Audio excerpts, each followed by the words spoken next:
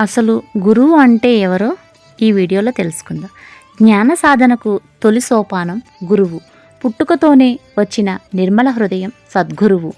బోధనలతోనే స్థుతిరత పొందుతుంది. విష్ణు శర్మ సుదర్శన మహారాజు తనయులకు పంచతంత్రాన్ని బోధించి జన్మతహా వచ్చిన మూర్ఖత్వాన్ని పోగొట్టారు. పరిపూర్ణ జ్ఞానాన్ని పొందడానికి 6 గురువులను పెద్దలను సూచించారు. సూచనలు చేసేవారు, అమృతతుల్యమైన మాటలతో అలంకరింపజేసేవారు, ధర్మాల పట్ల సునిశ్చిత జ్ఞానం కలిగిన వారు, శిక్షణనిచ్చేవారు, బోధన చేసేవారు వారసత్వంగా ఐశ్వర్యాన్ని పొందవచ్చు. విజ్ఞానం గురువు సన్నిధిలో మాత్రమే లభిస్తుంది. గురువు శిష్యులది పరమాత్మ జీవాత్మల సంబంధం. శిష్యుణ్ణి తనంత వాణిగా తీర్చిదిద్దిన వాడే నిజమైన గురువు అంటారు. వేమన తత్వజ్ఞానాన్ని బోధించే గురువు కన్నా గురువు కన్నా ఏదీ అధికం కాదంటారు.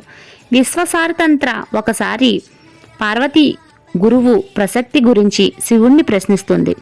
విద్యాబలం, ధనబలం, సకల భోగభాగ్యాలు కన్నా కూడా గురుకృప లేనివారు అధోగతి పాలవుతారని చెబుతాడు.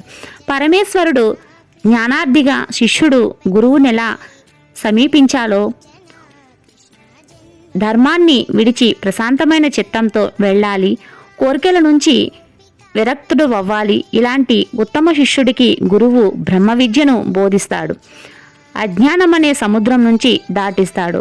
గురువును ఆశ్రయించిన పద్ధతి, ప్రశ్నించాల్సిన విధానం చూడామని చక్కగా వివరించింది. తల్లి తండ్రి సద్గతి అంతా గురువే. పరమేశ్వరుడికి మనిషిపై ఆగ్రహం కలిగితే గురువు కాపాడతాడు. గురువుకో కోపం వస్తే ఇంకెవరు కాపాడతారు? కులార్జన రహస్యం ప్రశ్నిస్తుంది. గురువు మనసు గుర్తించి శిష్యుడు నడుచుకోవాలి. సీతా స్వయంవరానికి వెళ్ళిన రామలక్ష్మణులు ధనుర్యాగశాల చూడడానికి వెళ్ళి చాలా సమయం గడుపుతారు. ఆలస్యం చేసినందుకు కోపగ్రస్తుడైపోయిన విశ్వామిత్రుడు సమీపించి శిక్షించమంటూ పాదాభివందనం చేస్తారు. మంత్రం, తీర్థం, దైవం